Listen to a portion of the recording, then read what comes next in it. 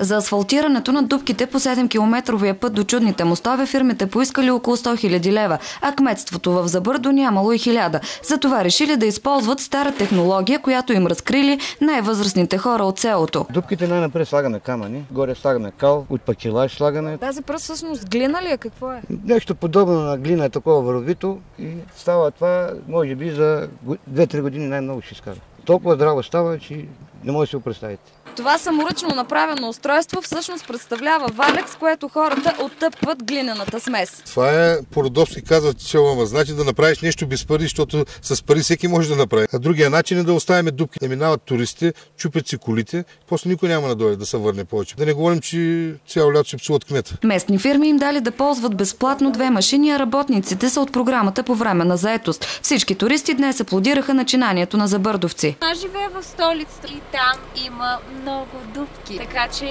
не тук се прави нещо. Според местните, основна вина за разбиването на пътя имали тежките камиони, превозващи дървесина.